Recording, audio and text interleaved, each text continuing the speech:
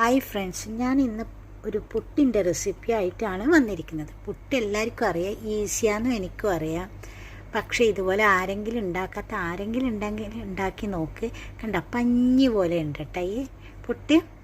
ഇത് പുറത്തുനിന്ന് വാങ്ങിയ അരിപ്പൊടിയാണ്. അപ്പം ബാക്കി വന്ന ചോറ് ഉണ്ടാവില്ല, എല്ലാവരുടെ അടുത്തും ചോറുണ്ടാവും, മിക്ക വീട്ടുകളിലും ചോറ് ബാക്കി വരും.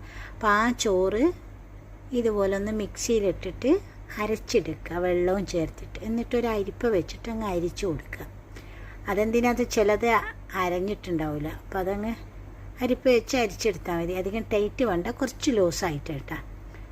അപ്പം ഞാൻ ഒരു ഗ്ലാസ് പുട്ടുപൊടിയാണ് എടുക്കുന്നത്.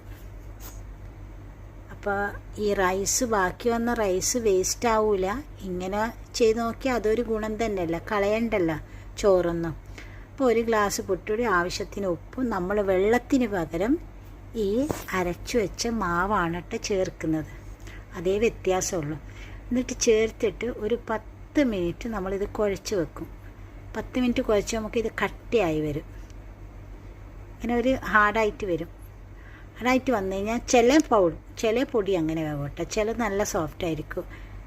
അപ്പോൾ ഇത് കണ്ട കട്ടയായി. അപ്പം ഞാൻ ഒന്ന് ജസ്റ്റ് മിക്സിയിലിട്ടിട്ട് ഒന്ന് ക്രഷ് ചെയ്തെടുത്താൽ മതി. ജസ്റ്റ് ഒത്തിരി സമയമൊന്നും അരക്കണ്ട കേട്ടോ, ഒന്ന് പൊടിച്ചാൽ മതി.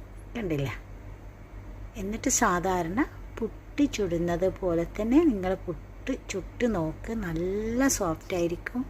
ചില പുറത്തുനിന്ന് വാങ്ങുന്ന പുട്ടുപൊടി ഭയങ്കര ഒരായിരിക്കും. ഇതുപോലെ ഒന്ന് ഉണ്ടാക്കി നോക്ക്. ഈ വീഡിയോ ഇഷ്ടമായിട്ടുണ്ടെങ്കിൽ സപ്പോർട്ട് ചെയ്യാനും ലൈക്ക് ചെയ്യാനും മറ്റുള്ളവർക്ക് ഷെയർ ചെയ്ത് കൊടുക്കാനും മറക്കണ്ട. ഇനി ബാക്കി വന്ന ചോറുണ്ടെങ്കിൽ ഇതും കൂടി ഇനി ചെയ്ത് നോക്കൂ കേട്ടോ. ദോശ, പിന്നത് അപ്പം, ചപ്പാത്തി ഇനി മുതൽ പിട്ടു. അപ്പോൾ ഒരിത്തിരി ബാക്കി വന്നാൽ അതുപോലെ ഇനി കളയണ്ട. അപ്പോൾ കളയാതപ്പോൾ നമ്മൾ പഞ്ഞി പോലെ ഉണ്ടാവുകയും ചെയ്യും.